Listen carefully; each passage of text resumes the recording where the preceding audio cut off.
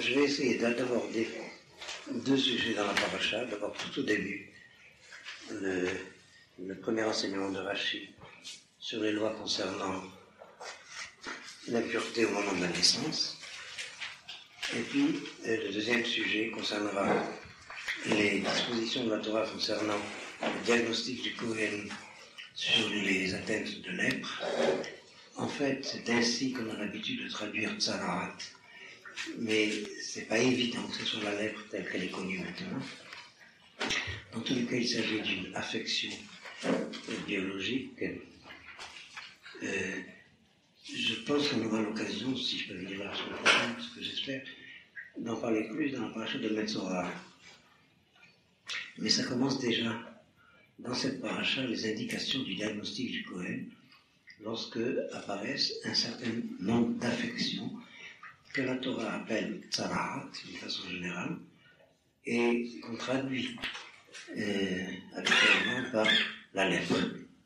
Alors, laissez le mot de lèpre de côté. Il vaudrait mieux, je l'emploie parce que je parle français, mais il vaudrait mieux étudier le sens des différents termes qui sont employés pour ces différentes affections. Et je vous conseille d'étudier la préface du Torah Tmima, il y a 2 pages, à la paracha de Tazria, qui donne la définition exacte, en hébreu bien entendu, selon le Talmud, de ces différentes affections. Tout à l'heure, quand je traduisais les premiers versets que ça concerne, j'avais me basé sur la traduction de Vogue, qui est une traduction extrêmement, je cherche un adjectif, c'est plus qu'intéressant ou important, extrêmement précise parce qu'à la fois scientifique et traditionnelle, ce qui est très très rare. Quoique dans les notes de Vogue, il y a plutôt l'accent mis sur des préoccupations grammaticales ou littéraires ou, on va dire, pseudo-scientifiques, parce que dans son temps, ce n'était pas tellement dans le même sens qu'on emploie aujourd'hui scientifique par rapport au sujet dont parle le récit de la Torah. Mais il y a là, je crois, et j'ai souvent l'occasion de le remarquer, une clarté de la traduction qui nous permet de mieux comprendre la correspondance des termes hébreux et du français. Je fais une petite parenthèse, la grande difficulté des études juives en français, c'est la connaissance du français. C'est pas tellement la connaissance de l'hébreu. Je ne sais pas si c'est clair ce que je dis là. Eh bien, le deuxième point, si en cours de route ma voix s'arrête, et là je demanderai à Pierre de bien vouloir prendre le relais. Alors, on va prendre tout de suite le premier verset avec le commentaire de Rashi, et je vous dirai quelques indications sur le premier thème. Pour ça, nous avons besoin de suivre sur la première page du Midrash qu'on vous a préparé. Tout le monde a le texte? Alors, prenez d'abord le premier verset. Vayaver Hachem le Moshe Lemor, ça je ne traduis pas, ça nous prendrait trop de temps. C'est pas une blague. Daber el Beni Israël Lemor, tout ça demanderait à être traduit et expliqué, mais ça prendrait trop de temps. Isha Tazria, lorsqu'une femme, suivez littéralement en hébreu, Isha, une femme, et tout de suite on va comprendre qu'il s'agit bien entendu d'une mère, et pas d'une femme, dans le sens simple des mots en hébreu. Avec comme première étape, si vous voulez, le niveau de l'épouse. Isha en hébreu. Alors, Isha Kitazria, une femme, je dis bien une, et pas, il n'y a pas d'article. Hein. Kitazria, lorsqu'il arrivera que Tazria. Alors, en général, on traduit, il me semble, est-ce que quelqu'un a un livre en français ici? Une traduction en français ici? Vous en avez une? C'est laquelle? C'est Vogue, non? C'est vague ou c'est Vogue? On fait un peu, lisez comment il traduit. Lorsqu'une femme ayant conçu enfantera. Voilà. Ben, c'est pas exactement ça. C'est pas ayant conçu. On trouve aussi des. C'est pas faux d'ailleurs, mais c'est pas très exact. aussi certaines traductions. Oui, lisez-moi si vous avez Vogue. Non, mais c'est ça. Ça c'est Vogue. Et la Vogue, c'est quoi? C'est chapitre 12. Ça c'est Vogue.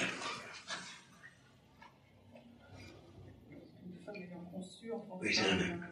Oui, en cours de traduction, lorsqu'une femme aurait été fécondée, mais justement je vais me baser sur Vogue pour préciser que vous verrez à quel point c'est important de bien traduire pour bien comprendre la suite. Et ici, le terme de Zélar. Zélar, c'est la semence. Je n'entendrai pas de terme plus technique que ça. Alors, quitte à Zélar, lorsque certains traducteurs ont tendance à traduire, mais c'est pas exact, c'est-à-dire c'est faux, mais c'est pas exact, lorsqu'elle aura été ensemencée. Mais, à ce moment-là, Vogue signale qu'il faudrait que ça soit en hébreu Tizara et pas Tazria. Le sens que ça a, c'est faire que la semence soit développée. Est-ce que c'est clair? Alors, Isha Tazria, lorsqu'une femme fera cela, que le Zérar soit fécond. Vous voyez à quel point c'est important de traduire le chat de l'hébreu tel qu'il est, pour comprendre par la suite les enseignements qui sont donnés par la Torah Sheba'al-Peh. Et au fond, je reprends ce que je disais tout à l'heure, c'est important aussi d'y insister, la difficulté de l'expression à cause du fait qu'il y a une schizophrénie des traducteurs. Leur monde hébreu et leur monde français n'ont aucun rapport. Je ne sais pas si c'est clair ce que je dis. J'ai pas dit que les traducteurs c'est des schizophrènes.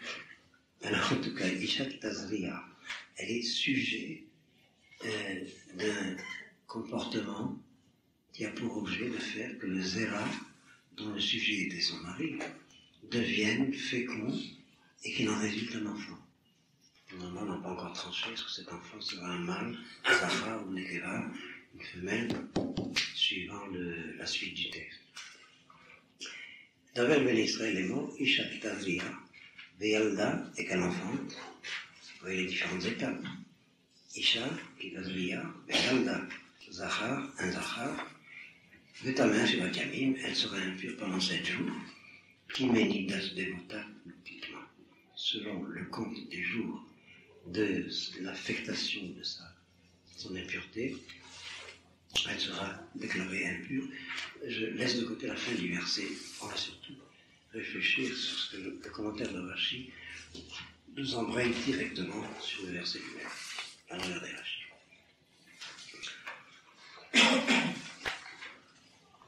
Amar Rabbi Samuel. Vous y êtes? Et ce Rashi est cité dans le Vaikra Rabbah que nous allons revoir dans la source, dans la page qu'on nous a donnée. Keshem sheyetzirato shel adam achar kol behema. De même que la formation de l'homme dans le récit de la création, c'est la Yetzira. Tout l'univers a été créé d'emblée, à l'instant de la création. Il a été, ça c'est la Bria. Il a été ensuite formé, façonné. Yetzira.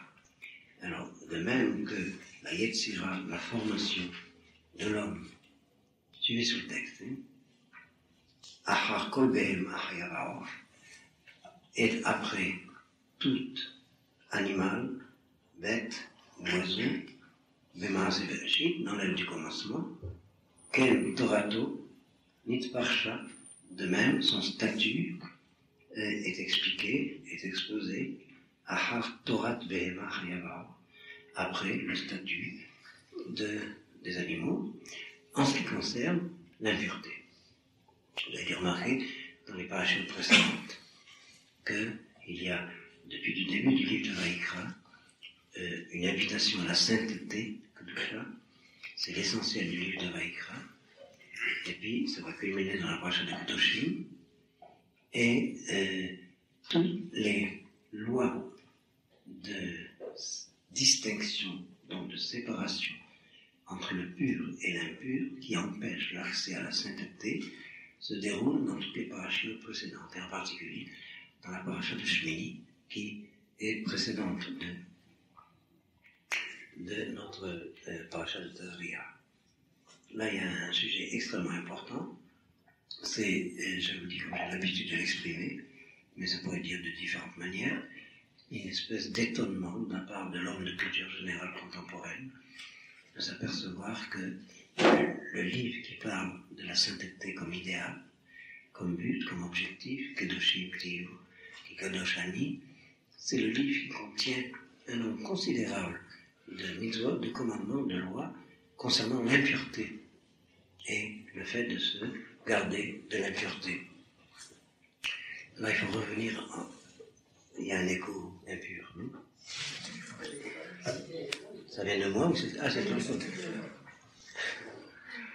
Eh bien, il faut revenir en atmosphère, en ambiance de spiritualité biblique pour comprendre, et c'est pas le seul sujet, que nous sommes sur un pôle opposé aux évidences de la culture contemporaine, de la culture, disons, occidentale, essentiellement de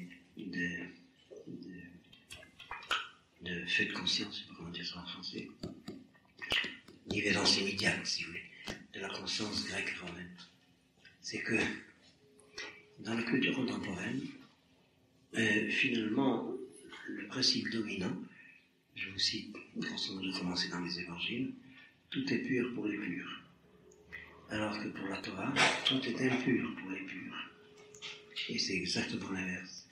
Plus on évolue, plus on avance dans le projet de la sainteté, plus on est vulnérable à l'impureté. Et je pense que c'est suffisamment clair, vous avez compris la différence. Et d'ailleurs, c'est au fond un des critères qui nous permet de distinguer entre l'orthodoxie juive dans le sens étymologique, c'est-à-dire la sensibilité religieuse authentique de la Torah, la voie droite, orthodoxe. Je ne parle pas des charédim ou des déviations qu'il peut y avoir, mais l'orthodoxie juive et ce qui pourrait être des hérésies si elles s'instituaient comme telles, que représentent les théologies dans le judaïsme, des libéraux, des conservateurs, des branches analogues à cela. Parce que ce sont des théologies où on adopte, plus ou moins inconsciemment d'ailleurs, les principes d'évidence de la culture gréco-romaine, et par conséquent, on a des problèmes avec énormément de lois de la halakha et de la Torah. Et il y a là en tout cas un sujet sur lequel il faut insister, sur ce rapport entre l'impureté et la sainteté, judaïsme et christianisme ont des polarités absolument opposées. Et je donnerai un exemple massif, et c'est pourquoi j'ai l'habitude de dire, c'est un petit peu exagéré, mais pas tellement, que toutes ces tendances libérales, conservateurs, tout cela, qui sont en dehors du principe de Torah Mina Shamayim, sont en fin de compte parfois leur insu, mais parfois très lucidement christianisantes. Je ne sais pas si c'est clair ce que je vous dis là. D'ailleurs, le Messie des chrétiens n'étant pas du tout en question dans ce problème. Il s'agit de fonds de sensibilité religieuse et culturelle qui est complètement différent. Là, j'emploierai une expression que j'emprunte à Madame Amador Alensi, dans les niveaux de l'être, parce que je voudrais éviter de parler en catégorie évolutionniste, c'est encore un autre problème compliqué, mais dans le niveau de l'être, on s'aperçoit que selon la Torah, plus on avance dans les niveaux de l'être, et plus la précision des lois concernant la séparation entre le pur et l'impur sont plus fortes. C'est clair ce que je dis là? Je passe du minéral au végétal, à l'animal, à l'humain. On s'aperçoit que l'homme est beaucoup plus exposé à l'impureté que l'animal, qui est beaucoup plus exposé à l'impureté que le végétal, etc. Et c'est vrai aussi au niveau psychique. Plus on a affaire à un être évolué, mettez ça entre guillemets, plus il est vulnérable aux atteintes psychiques. Je ne suis pas obligé de dire maladie, mais je ne sais pas si vous suivez ça dans l'histoire de la civilisation. Et on aura peut-être l'occasion la semaine prochaine d'étudier un texte dans la prochaine Metzorar à ce sujet. Je veux dire, pour le et encore, si je suis pour lui mettre, c'est pas n'importe qui peut se permettre des atteintes psychiques. Je ne sais pas si c'est clair ce que je dis. Et on y reviendra là, des troubles psychiques, on y reviendra la prochaine. que ça se mélange avec des problèmes de moralité, de méchanceté, de nature humaine, d'instinct, d'inclination, de passion, tout ça, c'est vrai aussi. Mais enfin, c'est l'indice d'un certain niveau d'être, que d'être vulnérable plus à l'impureté, à tous les niveaux. Est-ce que c'est suffisamment clair? Bon. Par exemple, vous avez l'adage talmudique, c'est plus qu'un adage, c'est une loi de la réalité. Gadol mechavero, itzro gadol hemeno. Quelqu'un qui est plus grand que quelqu'un d'autre, son instinct, il s'agit de l'instinct humain, est plus grand que le sien. Il faut s'habituer à cette mentalité de savoir cela.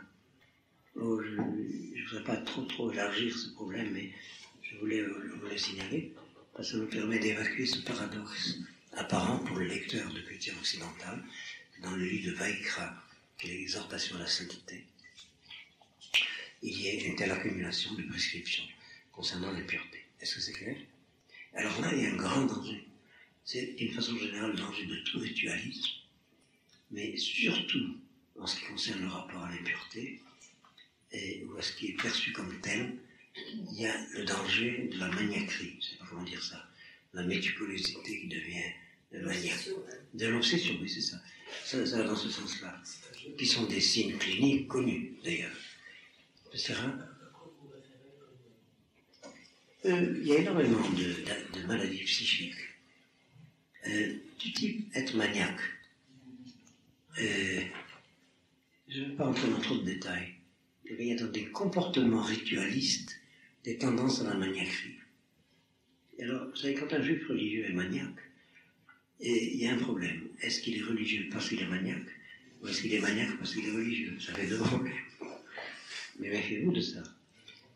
Tout ritualisme induit la maniaquerie. Et ça peut parfois prendre des proportions aberrantes. Actuellement, il y a une maladie des postiles israéliens qui, à chaque occasion, nous sortent des piskei halacha, des décisions rabbiniques ubuesques. Et c'est la maniaquerie absolue. Je vous donne un dernier exemple de ce qu'on a entendu à propos de Purim. Un homme ne doit pas envoyer une mishloach manot à une femme parce qu'il y a un risque que ça peut être mariage. Je ne sais pas si vous vous rendez compte. C'est un sac d'un grand pot sec. Et comme je ne voudrais pas vous citer, mais vous avez deviné ce qu'il peut s'agir. Et puis il y a des choses encore plus aberrantes. Il y a 2 ans, à propos de Pessah, il y avait une discussion très sérieuse à Bnei Brak si on avait le droit de prendre de l'eau israélienne, parce que peut-être ça vient du Kinneret, et que peut-être dans le Kinneret, un pêcheur, juif ou arabe, aura jeté une goutte de pain, un morceau de pain. Vous rigolez? Ne rigolez pas. Et alors, en général, ce sont d'autre part de grands hommes, des hommes capables de vertu dans d'autres secteurs de la vie. Alors, ce qui fait qu'il y a quelque chose de très, très inquiétant, et qui atteint surtout les Baléchois, d'ailleurs, qui sont sensibles à ça, beaucoup plus que les Juifs d'origine, j'allais dire, c'est mal dit, hein. Les Baléchois, qui sont Juifs d'origine. Non, ils sont d'origine juive. Quoi qu'il en soit, il faut se méfier de ça, je referme la parenthèse. Et alors, pourquoi je vous ai parlé de ça? Mais pourquoi j'ai parlé de ça? Ah oui. Il y a une minutie de plus en plus grande. Plus on est élevé en sainteté, et plus on est vulnérable à des atteintes dont d'autres ne sont pas du tout affectés. Je vous donne un exemple dans un autre domaine, mais je veux tout de suite ajouter, du Luigi Moussard, c'est pourquoi les gens les plus hauts doivent être les plus humbles, parce que s'ils se prennent au sérieux, ils tombent dans ce travers de la maniaquerie. Enfin, dans les travers contre la maniaquerie qui sont épouvantablement néfastes pour l'histoire d'Israël. Mais quels sont les prophètes? C'est quoi dans les yeshivot qui méfient des livres des prophètes? Lisez les prophètes, lisez le Tanakh, le Nach, et vous allez voir à quel point les prophètes d'Israël étaient avertis de ces dangers-là. Je reviens en tout cas dans les yeshivot. J'exagère, il ne faut pas généraliser. Dans certaines yeshivot où on se prend pour des prophètes. En tout cas, pour revenir au sujet. Et alors, voilà ce Rashi, et nous allons voir le Midrash un peu plus en détail tout à l'heure. La question que je vais poser à travers Rashi, c'est un étonnement. Dans l'ordre du Maaseh Bereshit, la femme est formée après l'homme. Et voilà que dans l'ordre du statut des différents niveaux d'être par rapport à l'impureté, on met la femme avant l'homme. Est-ce que c'est clair la question? Non. Nous allons voir comment on pourra s'appuyer sur ce que le Midrash dit pour essayer d'avoir un peu une idée du sujet, qui est, ça je peux le formuler de façon simple, que l'identité humaine commence par avoir un projet féminin. Son histoire est masculine et son aboutissement est féminin. C'est complètement hermétique ce que je dis là. Je vous rassemble énormément d'indications de nos sources, mais il y a donc énormément de textes. Des textes pas toujours étudiés, en tout cas avec suffisamment de sérieux, deux qualifications d'Israël, parallèles à deux qualifications de l'humanité, une qui est féminine et une qui est masculine. Il y a Israël Saba et Knesset Israël. Il y a Israël au masculin, Israël au féminin. Et vous devinez déjà qu'on est sur le bord d'un sujet extrêmement important. On n'aura pas du tout le temps ni la compétence d'aller jusqu'au bout. Mais c'est un sujet très important. On voit qu'il va être indiqué tout de suite par le plus grand de nos commentateurs et par allusion. Et déjà dans le Midrash. En tout cas, il faut savoir une chose, je vais m'appuyer sur un certain nombre de références. En particulier, et ce n'est pas les références elles-mêmes, puisqu'elles sont connues, et pas du tout, disons, intégrées ou comprises de la manière dont on pourra les lire pour comprendre notre question. Et si à partir de maintenant, quelque chose qui est difficile à comprendre, interrogez-moi, je vous dirai si je peux répondre ou pas, mais je risque de bousculer des catégories un peu trop conformistes, du point de vue de l'exégèse un peu pchat des textes. Je vais beaucoup me baser sur le Midrash, et en particulier sur la Gemara d'ailleurs aussi, et en particulier sur une note qui consiste à prendre acte que le mot de Isha apparaît dans le texte avant le mot de Ish. Les autres, Ikare Isha, Kimeish Lukaha Zot. Il y a toute une dialectique. Les autres, Ikare Isha, Kimeish Lukaha Zot. Mais le mot de Isha apparaît avant le mot de Ish. D'autre part, il faut toujours rattacher ce genre d'analyse au grand principe de Sof Maaseh de Machshavat Trila. Dans le projet, Isha est à la fois caché, complètement caché dans le mot de Adam, mais va se dévoiler dans l'avenir. Et puis dans le Maaseh, ça commence par Isha. Je vous renvoie, pour ceux qui savent lire les textes, au Nefesh HaChaim du Rav Chaim de Volodjin, où il y a une citation de la Gemara qui est très importante. Et ça m'a fait penser d'ailleurs à Auguste Comte. Je vous dirai rapidement pourquoi. Je ne crois pas que Auguste Comte ait lu le Rav Chaim de Volodjin, mais je suis sûr que le Rav Chaim de Volodjin n'a pas lu Auguste Comte. D'accord. C'est que dans la philosophie d'Auguste Comte, il y a une mise en évidence de l'identité féminine qui va jusqu'à la sacralisation. Il y a un culte à la femme. D'ailleurs, vous savez qu'il y a une église d'Auguste Comte. Il y a le buste d'Auguste Comte sur la place de la Sorbonne là-bas. Mais il y a d'autres part des chapelles Auguste Comte, en particulier en Amérique du Sud. J'en ai connu une à Paris pendant mes études.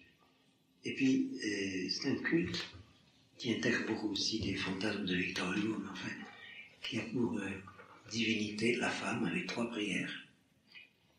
Shachid Micharabit, alors c'est pour la fille, l'épouse, la mère. C'est très cohérent d'ailleurs quand même. Mais cette intuition de base que il y a une importance particulière à l'identité de Isha.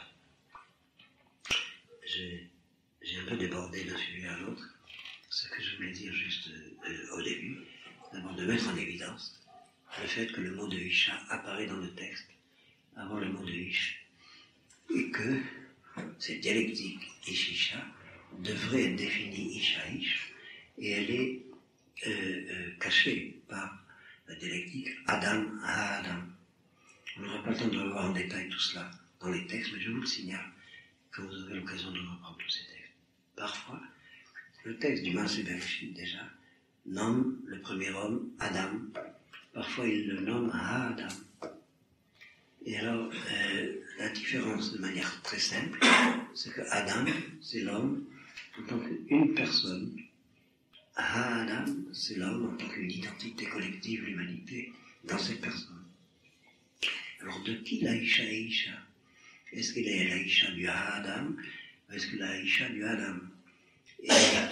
Et d'où provient le fait que Adam devient Ish? Alors, vous voyez, il y a toute une série d'études là derrière, mais qui ne peuvent se faire qu'avec les sources. Je vous en donnerai quelques exemples en passant. Eh bien, dans mes études d'ethnologie, j'ai remarqué, et encore une fois, je ne veux pas employer intentionnellement le vocabulaire de l'évolutionnisme, que les signes évolutionnistes, dans toutes les espèces, et en particulier chez l'homme, commencent à apparaître chez la femme, et ensuite, l'homme les rejoint.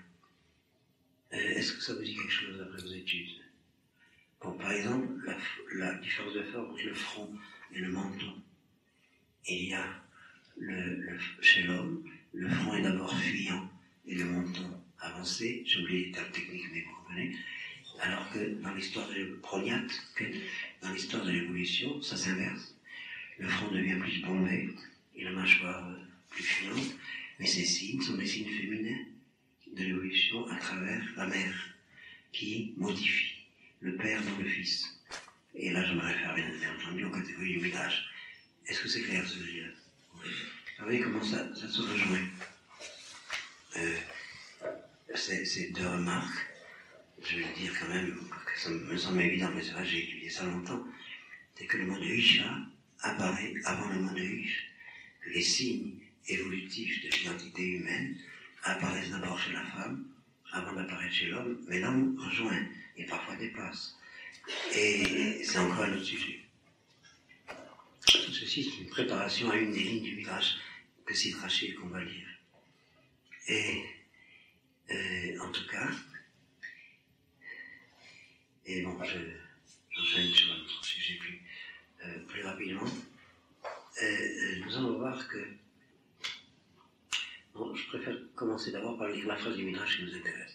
Alors prenez le Midrash, mais notez d'abord ça, que notre question, c'est pourquoi la Torah parle de Isha, alors qu'elle entreprend de parler de l'homme, et vous voyez que Rashi a mis l'accent sur le problème.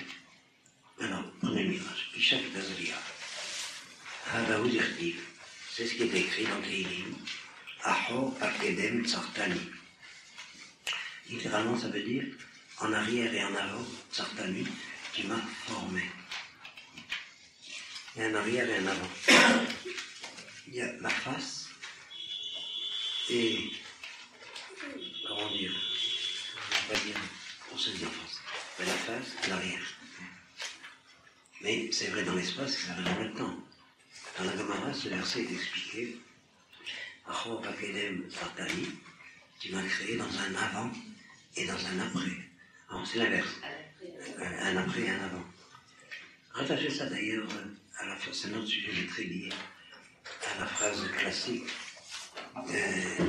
qui fait d'ailleurs problème et qui est El Mukdam ou Mouchar Torah. Regardez à quel point le sens exact des mots hébreux est important. El Mukdam ou Mouchar Torah. On traduit habituellement, il n'y a pas d'avant et d'après dans la Torah. Mais en réalité, ça veut dire qu'il n'y a pas ce qui vient avant, ce qui a été avancé, et ce qui vient après, ce qui a été plus que retardé, qui a été différé. Retardé. Or, ça dit le contraire de ce que le Pshat de la Gemara voulait signaler apparemment, qu'il n'y a pas d'ordre chronologique dans la Torah. Or, la phrase dit « El Mukdam Mouchar Torah », il n'y a pas d'ordre qui ne soit pas chronologique. Il n'y a pas qu'un épisode a été mis avant et un épisode a été mis après, ça n'existe pas. Donc, l'ordre chronologique de la Torah est absolu. le contraire de ce qu'on dit d'habitude. C'est clair? Pourquoi? Parce qu'on ne sait pas lire Mukdam ou Mukhar, et on traduit comme si c'était Ahor Akadem. Vous avez un peu compris en hébreu. Hein? D'ailleurs, dans ce monde, j'avais l'habitude d'expliquer cela d'une autre manière.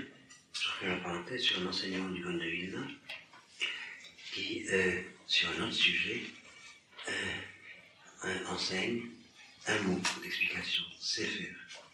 Alors, je ne prends pas votre exemple du Gaon de Vilna, mais je l'utilise. En Mukdam ou Mukhar la Torah, Abalba Sefer Torah et Mukdam ou Mukhar. Puisque la Torah, c'est une vérité absolue, donc éternelle, sans avant et après. Mais l'exposition de la Torah, le Sefer de la Torah, la révélation de la Torah a un avant et un après. Mais au niveau de la compréhension de la vérité de la Torah comme vérité, c'est éternel. L'exemple que je prends d'habitude, c'est les mathématiques.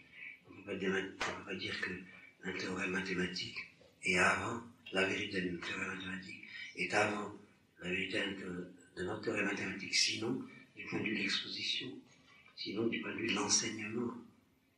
Est-ce que c'est clair? Et je referme la parenthèse. Alors, Achor Akadem Tsartani. Voilà comment le Midrash commence par ce verset.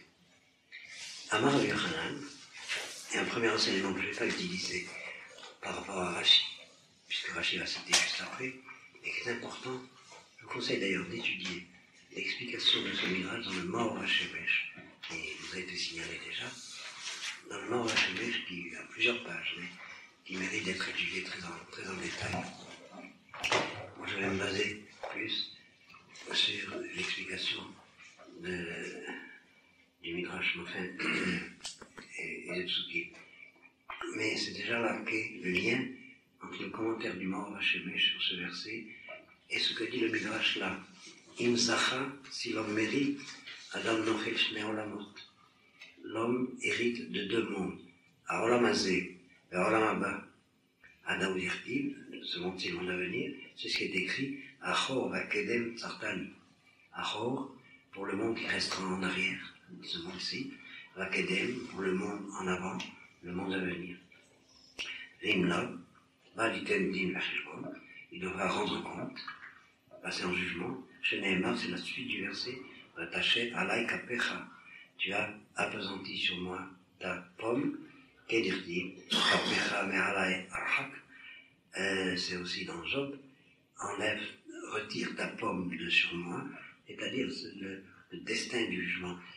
Très rapidement, c'est relié à la balance de la justice, Kav Zechut, Kav Chova.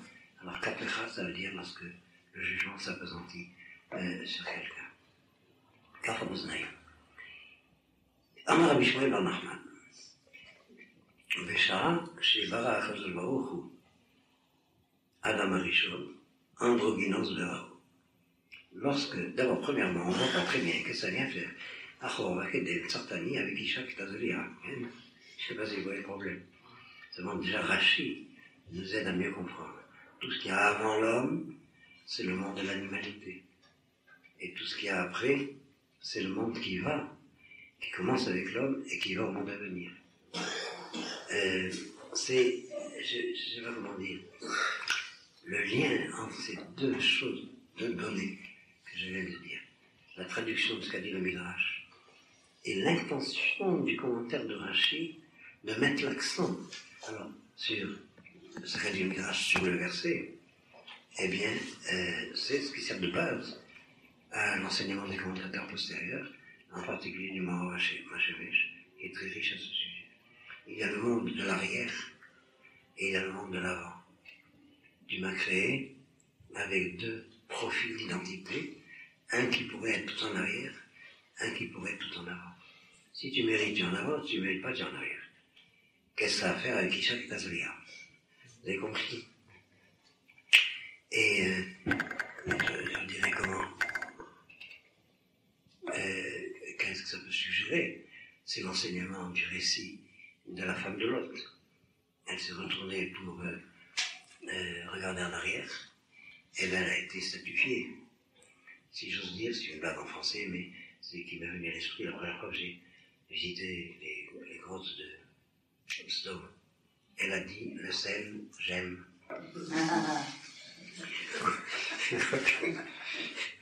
Quoi qu'il en soit, c'est à la statue. Enfin, c'est un thème extrêmement important. Le fait, effectivement, de se retourner en arrière, lorsque l'arrière est révolu, eh bien, c'est la statue. Fiction, faction, la statue. Salut. Hein? Fication. Fication. Vous voyez le français. Alors, il faut que c'est dit. Béchar, c'est pas là, la Marichot, androgynos verao. Lorsque Dieu a créé l'homme, pas lorsqu'il a fait la Yetzira, lorsqu'il a créé, lorsqu'il a voulu le créer.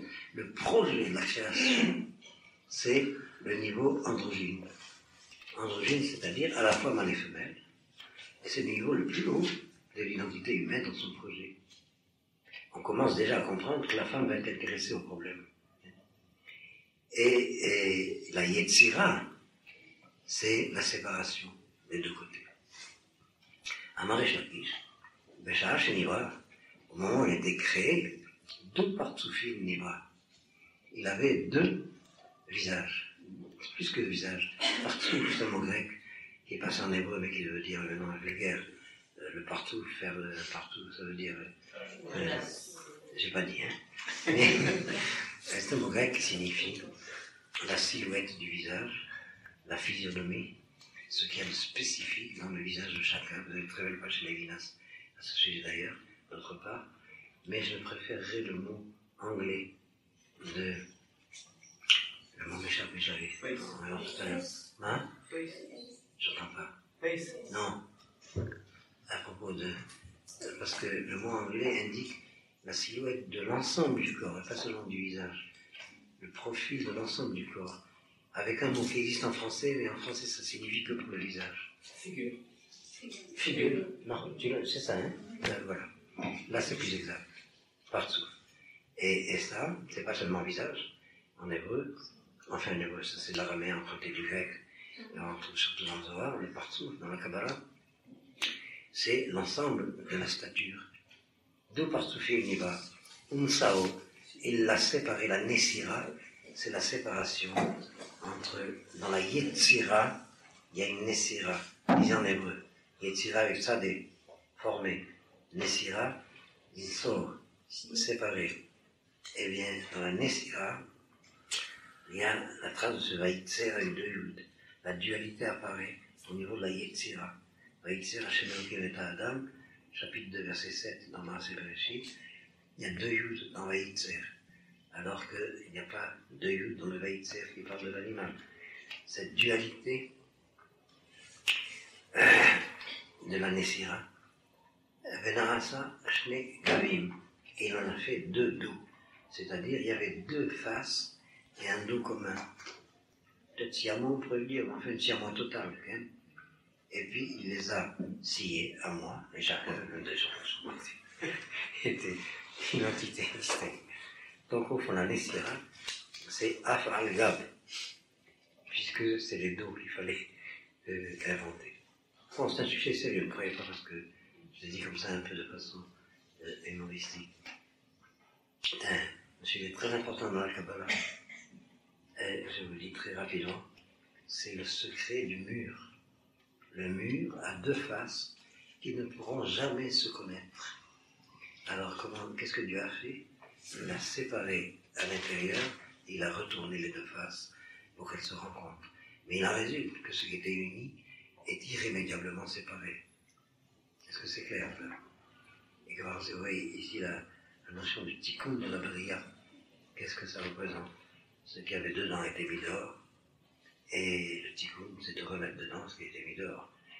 Mais il y a l'enrichissement de. Ouais, vous voyez à quel point c'est lié comme terme. Ça rappelle, c'est où c'est le saut du pire. Du côté parfois. Gam la zahar, un dos pour le mâle et un dos pour la femelle. C'est-à-dire que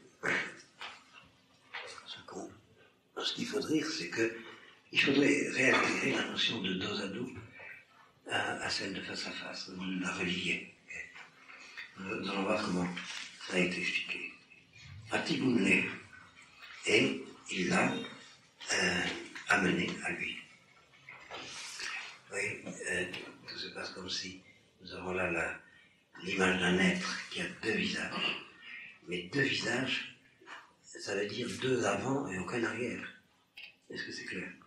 La Nessira a séparé les deux visages et les deux silhouettes, deux figures, comme tu dis, oui, et en a fait deux êtres qui étaient dos à dos. Alors il les a amenés face à face. C'est ce qui est dit dans le Hativun Le. Vous avez le commentaire en héros.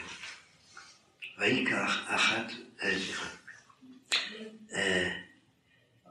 Vaikar achat nisarotav.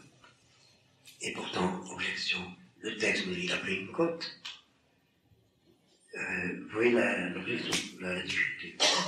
Amarlé, il a répondu, Misitrohi, il a pris de son côté. Et c'est sur ce que je me base souvent pour dire, et là vous comprenez un peu plus profondément, j'ai souvent expliqué ça pour donner un exemple aux ecclésiastiques, enfin aux érudits chrétiens, qu'on ne peut pas lire la Bible si on ne comprend pas l'hébreu et la Torah Shebalpé. Je dis un peu sous forme toujours percutante que Dieu a créé le monde de manière normale, sauf la chose la plus importante, la femme. Alors là, ça a l'air d'être une histoire de fou. On rentre dans un hôpital, anesthésie, par démarre, opération chirurgicale, une côte, ma mère me l'a laissé, et avec une côte, on se fait une femme. Et alors les gens disent ça pieusement, sans se rendre compte de ce qu'ils disent. Vous voyez que c'est du mirage. Il dit, de quoi tu parles? L'être qui était à son côté. C'est écrit, regardez, Mishtroé. Et alors, c'est clair. Alors la blague, qui plaît beaucoup aux chrétiens d'ailleurs, il dit, vous voyez, avec cette lecture, elle, notre grand-mère, était une côtelette panée. Elle n'était pas encore née.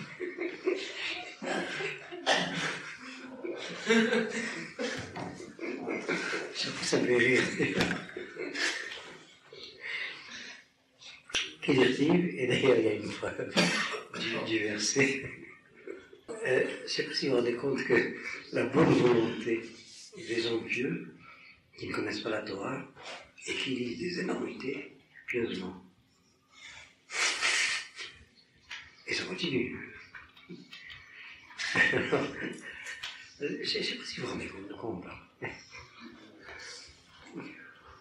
Bref, les rabbins qui surveillent les travaux des traducteurs ont dû se marrer. Donc,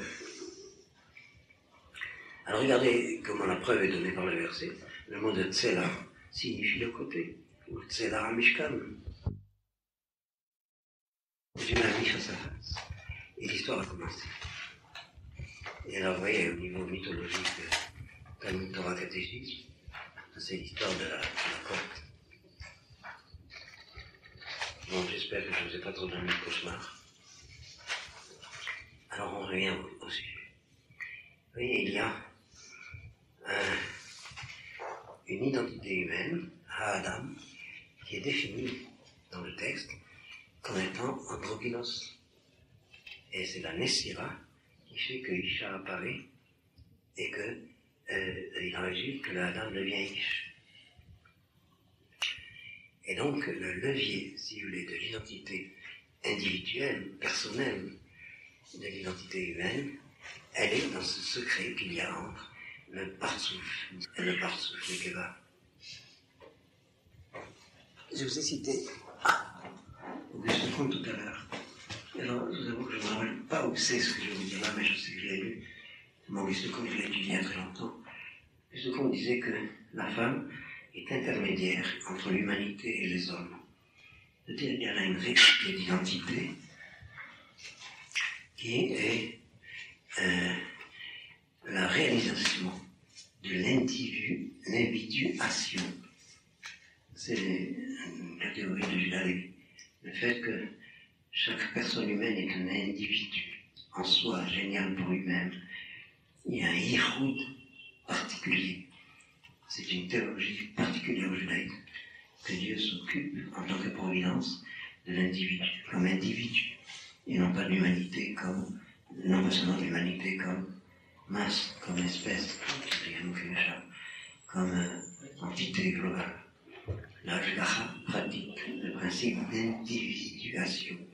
Dans toutes les philosophies, ceci est repoussé.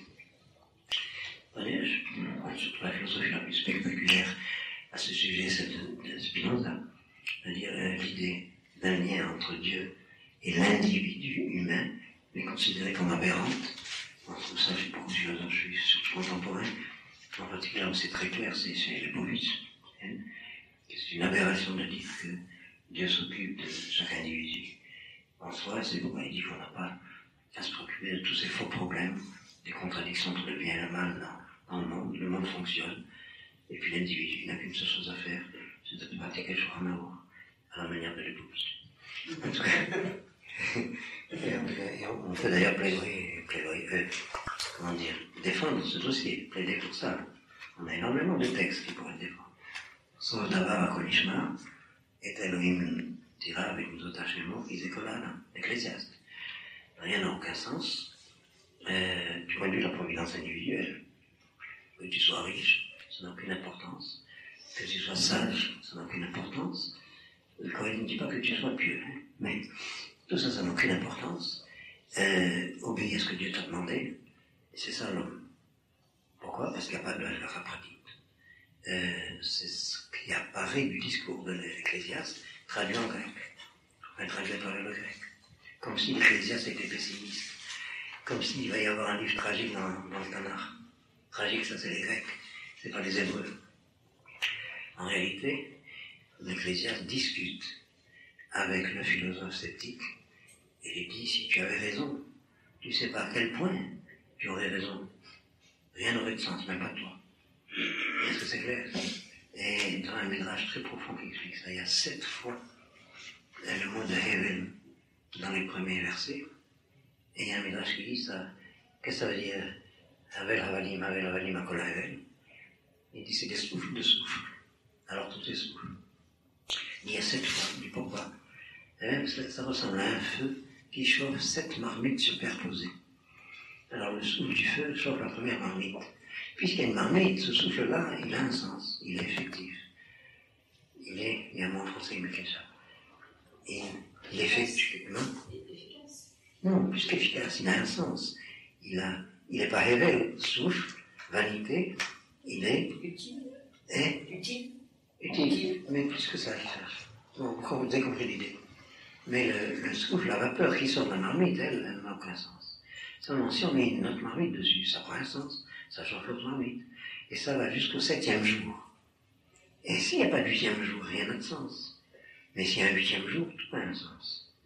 Voilà la discussion de l'Ecclésiaste avec le sophiste. Okay, c'est-à-dire, si tu ne crois pas au 8e jour, alors ce que tu dis que tout est vanité, tu ne sais pas à quel point tu as raison, et tout ce que tu me dis là, c'est de la plomberie vaine. Toi y compris. Je ne sais pas si vous comprenez. Il faut que les choses, ce raisonnement du sceptique, à la limite, je ne sais pas à quel point c'est vrai s'il n'y avait pas un 8e jour. Et le fait de ne pas croire qu'il y a un 8e jour et discourir sur la vanité du monde, c'est d'un ridicule et d'un grotesque énorme, surtout lorsqu'on va chercher son chèque de professeur à la fin du mois à la Sorbonne, ou à l'université hébraïque. On est quand même à l'abri de quelque chose. Je ne sais pas si c'est clair, c'est trop clair. Alors en tout cas, pourquoi je vous ai parlé de Kohélet ? D'où on est sorti ? Hein ? Par quel côté ? Je ne sais plus. On n'est pas noté l'enjambement. Non, l'inverse, entre l'humanité. Oui. Ah oui, la question de l'âge pratique, c'est clair, oui. Alors je continue. Je vais vous citer, mais très rapidement, 2 sources de la première Souga dans la série Kiddushin, qui étudie la forme des rites du mariage. En étudiant la forme des rites du mariage, elle étudie la nature du mariage. Alors elle établit que dans l'identité humaine, il y a deux niveaux qui apparaissent dès l'origine, l'un chez la femme et l'autre chez l'homme.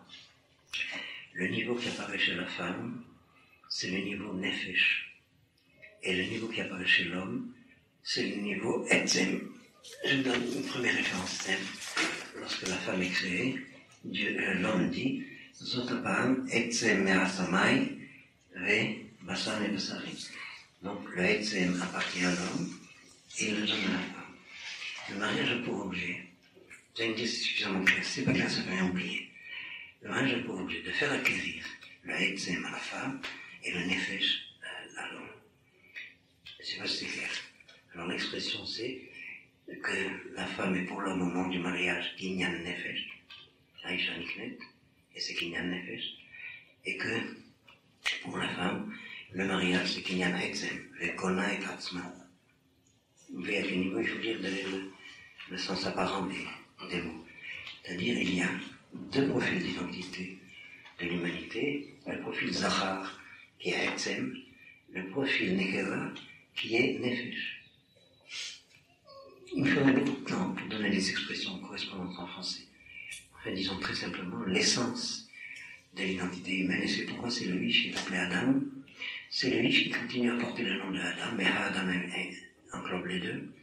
C'est la Etzem, c'est l'identité masculine. Donc ça c'est Israël Tzila, c'est l'histoire à travers les Havot. Tandis que le principe d'individuation est donné par la femme. Et c'est pourquoi c'est elle qui individualise l'hérédité de la famille en individus. Ils sont des personnes individuelles, et c'est Knesset Israël. Vous voyez, ces deux aspects, l'aspect masculin et l'aspect féminin de l'identité Israël, c'est vrai pour l'humanité aussi, en général. Et la Gemara va établir que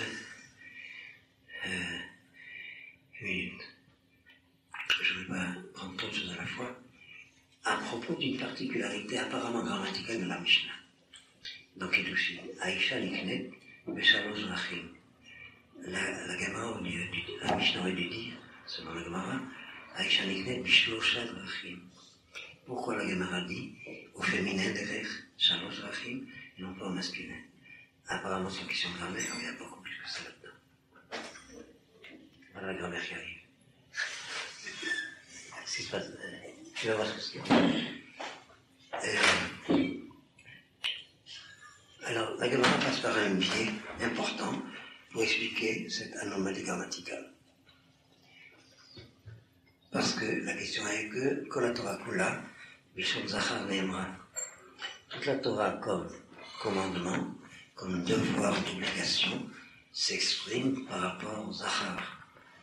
C'est le Zachar qui est soumis au commandement et la Nekeva y est soumis secondement, en tant qu'elle fait partie de l'identité humaine, mais dans les conditions où le commandement ne la concerne pas, elle n'est pas du tout concernée par le commandement. J'ai parlé comme ça un peu caché, parce que c'est 2 heures d'explication. Par exemple, mais j'ai expliqué autrement, je prends pas d'exemple. Et alors, étant donné que la Torah, dans son ordonnance, dans ses ordres, se formule toujours au masculin, ils sont Zachar Neemra, pourquoi la Mishnah va dire que la femme est acquise comme femme, Beshalosh Rachim, au lieu de Shlosha, je laisse de côté la possibilité grammaticale qui est une inversion entre le féminin et le masculin, ça fait partie du problème d'ailleurs, avec des procédés, des comportements féminins. Alors qu'elle aurait dû dire Bishloshat Rachim, avec des Rachim en masculin. Pourquoi elle dit avec des Rachim au féminin? De quoi s'occupe la Gemara? Pourquoi elle va s'occuper de grammaire? Regardez ce qu'il y a derrière. Et il faudra que vous repreniez le texte, c'est dans la première suga de Kiddushin. Elle dit parce qu'elle parle de drachim, c'est des comportements. Et alors là, le mot de derech, qui signifie comportement, peut se mettre soit au masculin, soit au féminin. Alors on va se demander pourquoi c'est au féminin ici. Mais alors, la Gemara propose, supprime le problème, et dit d'abord, par 3 manières, par 3 choses, Aïcha Niknet, par 3 choses. Kesef, Shtarubia. Et non, il faut dire derech. Parce que c'est pas je donne une chose et j'acquiers une chose. C'est un comportement qui fait que la femme est acquise. Et si ce comportement échoue, alors elle s'acquiert son etzem par le divorce ou par la mort du mari. Le mari appelé Baal et Païch, c'est-à-dire au niveau le plus inférieur de l'accouplement. Et je raconte une histoire du tribunal rabbinique. Un jour, il y a un mari qui voulait absolument pas donner le divorce à sa femme, qui y avait droit. Alors le Dayan lui a dit, regarde, lis la Mishnah. Il y a, ou bien tu lui donnes guette, ou bien c'est Mitzvot Baal. Il a eu tellement peur, il savait ce qu'il le guettait. Ça veut dire ou bien la femme acquiert son etzem par le mariage et tout va bien, ou bien il lui reste deux manières, par le divorce ou par la mort du Baal. Alors elle s'acquiert son etzem. Effectivement, une femme qui a été mariée, même si elle est divorcée ou veuve, a plus acquis son etzem qu'une femme qui n'a jamais été mariée. De la même manière pour un homme qui est resté célibataire, c'est son effet qui est en question. Est-ce que vous avez compris ça? Ça, il faut l'étudier dans le texte. Alors, on revient au problème, c'est d'être rachim. C'est pas des dvarim. C'est un comportement qui fait que la femme est acquise à son mari. Et si ce comportement mérite, alors il est appelé Ish. Sinon, il reste Baal, et il est dans le risque de Mitat Baal. Vous avez un verset des prophètes, où Dieu dit à Israël, il arrivera un temps où tu ne m'appelleras plus Baali, mais tu m'appelleras Ishi. Vous voyez ce qui se passe. Au niveau de la Mishnah du premier chapitre, la femme est acquise au Baal. Regardez Rachid. Aïcha Niknet les Baala. Tandis que dans le deuxième chapitre, Aïch Mekadesh, s'il y a vraiment Kiddushin, alors elle est appelée Ish. Alors s'il n'a pas réussi à faire du Kinyan des Kiddushin, il a mis la Baal. S'il a réussi, il devient Ish. Alors vous voyez qu'il y a derrière ces lectures, si vous voulez, une perception de ces problèmes d'identité. Je vous ai dit que ce qui est à la surface des choses pour arriver à la question de la mère, une perception des problèmes d'identité que la Chokhmah de la Gemara a suivi et qui nous échappe complètement si on ne dit pas en hébreu. Je veux dire, si on ne dit pas l'hébreu en hébreu. Et je reviens au problème. Alors elle dit ceci. Non, c'est un derrière, c'est pas un davar. Et derrière peut être au masculin. Et elle donne des exemples. Chaque fois que c'est la guerre, derrière est au masculin. Mais derrière peut être au féminin. Elle donne un exemple. Quand derrière est au féminin, ça désigne la Torah. Et elle continue en disant, avec Torah, c'est au féminin. Comme s'il avait besoin d'un verset pour savoir que Torah est au féminin. Elle aurait pu s'arrêter en disant, derrière au féminin, ça veut dire Torah. D'après le verset, et à derrière, il est Chouba. Et ils te montreront le chemin qu'il doit suivre. Derrière, il est Chouba. Le chemin, la voie à suivre, c'est Torah, c'est au féminin. Mais, Beshiva, mais Panecha, quand il y a la guerre, ils arrivent par un côté, par un chemin, mais ils s'en vont par 7 chemins, c'est au masculin. Il dit pourquoi? Parce que derrière, au masculin, c'est Milachna, d'après les versets. Derrière, au féminin, c'est Torah. Et puisque Torah est au féminin, alors on a mis derrière au féminin. Et donc, c'est Torah est au féminin. Ah, parce que Torah, c'est pas au féminin, il faut un verset. Quel est le verset? Torah Tashem Temima Meshivat Nafesh. D'où on apprend que Torah est au féminin. Alors, de la même manière que la Torah est Meshiv Nafesh, c'est-à-dire rend à l'homme sa propre âme, de la même manière le mariage ramène le Nefesh à l'homme qu'il avait perdu au moment de la Nessira. C'est exactement ce que les Gemara dit. En posant tout de suite après la question, pourquoi le texte de la Torah porte qui kar ishisha? Pourquoi le sujet du mariage en tant que événement existentiel c'est l'homme, alors que le sujet de la procédure ça va être la femme? Aïchanikni, Bechalosh, Rachim au féminin. Parce que, dit, ça ressemble à quelqu'un qui a perdu quelque chose. Qui recherche ce qui a été perdu? C'est celui qui a perdu qui recherche ce qui a été perdu. C'est pas ce qui a été perdu qui recherche son propriétaire. Je sais pas si c'est clair. En fait, il y a là une chokhmah colossale. Parce qu'en réalité, d'autres textes nous montrent que, alors que les hommes croient que c'est eux qui choisissent leur femme, en réalité, nous savons que c'est la femme qui choisit son mari. Et ça va très loin comme analyse dans tous ces problèmes. On revient donc à cette notion androgynos. Et alors, ça c'est la première indication que je voulais vous donner, c'est qu'il y a dans la dialectique de Ishisha, Etzel et Nefesh. Et alors, je cherche le mot en français. En principe, l'Aïcha est Nefesh, Vaï Adam le Nefesh Chaya. L'Aïcha est Nefesh. C'est pourquoi c'est elle qui transmet l'individuation, l'individualité, la personnalité de l'identité humanité à tel ou tel homme. Alors que c'est le Hetzel de cette humanité, c'est le Adam, c'est le Zachar. Nous vivons au niveau de l'existence, peut-être un stade de la civilisation où c'est peu perceptible, parce qu'il y a très peu d'hommes qui sont vraiment que des hommes et que ça. Il y a très peu de femmes qui sont des femmes et que ça. Je sais pas comment dire, percevez le problème. Okay? C'est un stade de la civilisation où les hommes se féminisent et les femmes se masculinisent au niveau de l'existence. Okay?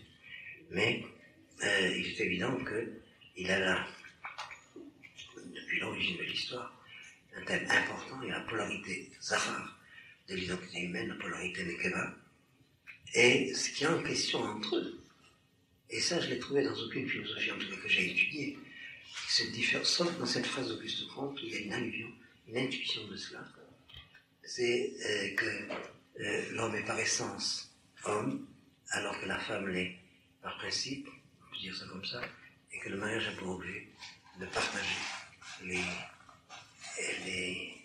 droits et les devoirs, je ne sais pas comment dire ça. Bon. Et alors,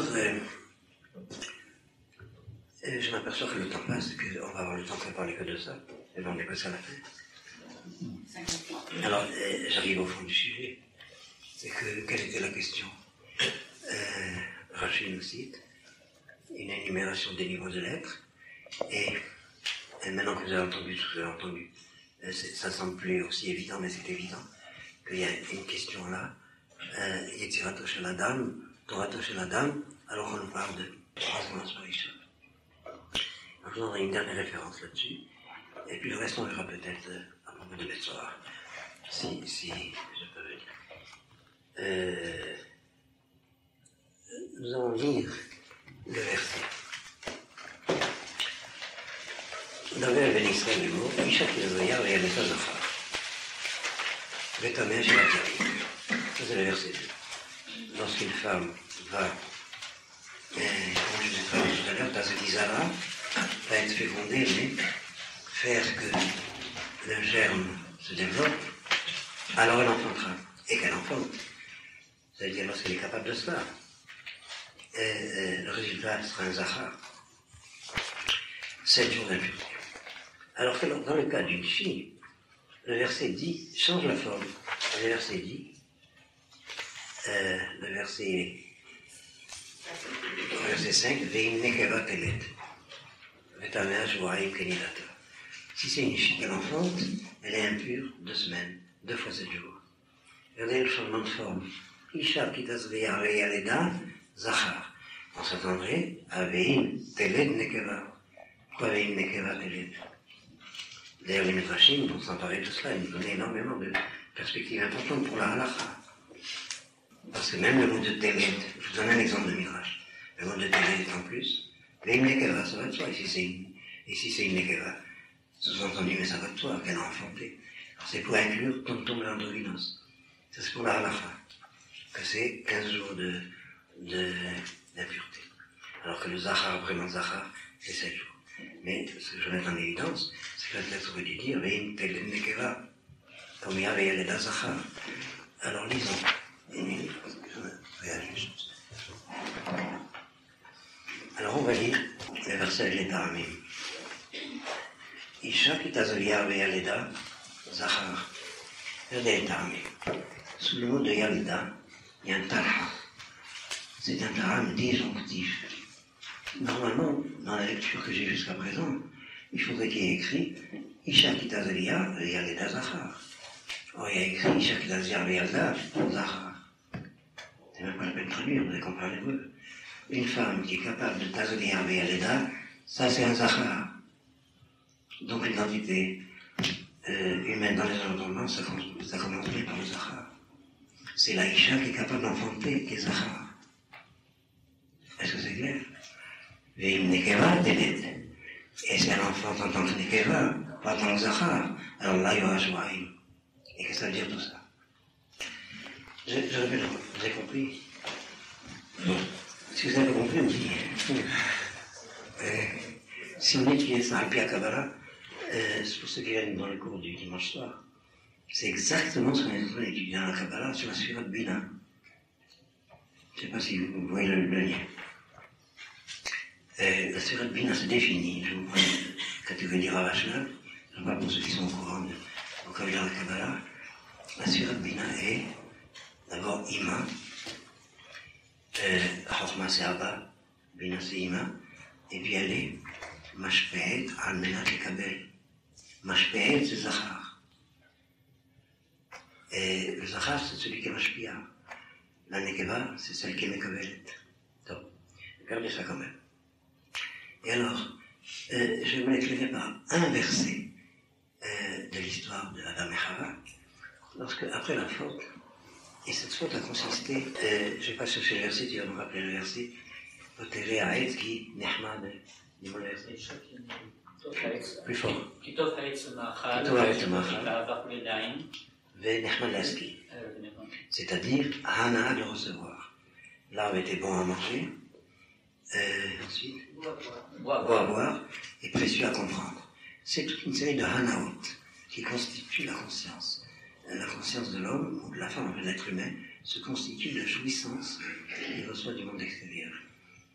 Cette attitude qui consiste à être mékabel, à recevoir, ça c'est Nukba, c'est Nekeva. L'attitude qui consiste à être mashpia, ça c'est Zachar. Et l'équation est très importante, on va y revenir tout à l'heure. Mais voilà ce que je veux dire. Ce verset où Adam nomme sa femme Hava. Le verset dit, Vea Adam, non, dis-moi le verset. Vaikra Adam et Mishto Hava, et Ha Adam, pas Adam, Ha Adam, nomma le nom de sa femme Hava, qui Hava, Haïta et Kolchai, parce qu'elle était la mère de tout vivant. L'objection des commentateurs, c'est que Hava n'a pas été la mère de tout vivant, c'était la mère des hommes. Au niveau du Midrash, on s'appuie sur ce qu'on a dans Baruch Shama, dans Nishmat Kolchai. Nishmat Kolchai, le pshat, c'est l'âme de tout vivant. Mais l'âme de tout vivant, vraiment, ça c'est l'homme. Celui qui est capable, au niveau de la Neshama, qui est Nefesh Chaya.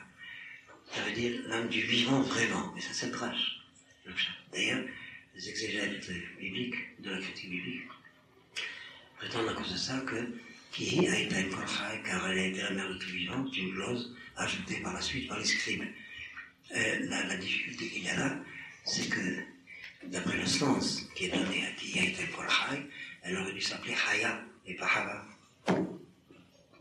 Mais en fait, c'est clair. En fait, elle marquait Hava. Or, à quoi Adam a voué Saïcha dans ce verset? À être mère, qui a été un Kolchai. Alors il a donné à Saïcha le nom de Hava, parce que elle, Hava, de qui il a donné le nom à sa femme, a été le principe de la mère de tous les vivants. Vous avez à un autre niveau Adam et Hava. Et je le signale simplement en partie dans ce verset, en schématisant, Adam, le premier homme, a donné à Laïcha le nom de Hava, et ça veut dire qu'il a destiné à être mère. La faute, c'est en tant que Isha. Elle a reçu le verset que je citais tout à l'heure. Alors, si c'est en vue de donner, ça c'est le tikkun. Le tikkun de l'impureté qui vient recevoir sans avoir mérité, c'est de donner. Par conséquent, la mère fait le tikkun de l'Aïcha. Est-ce que c'est clair? Bon.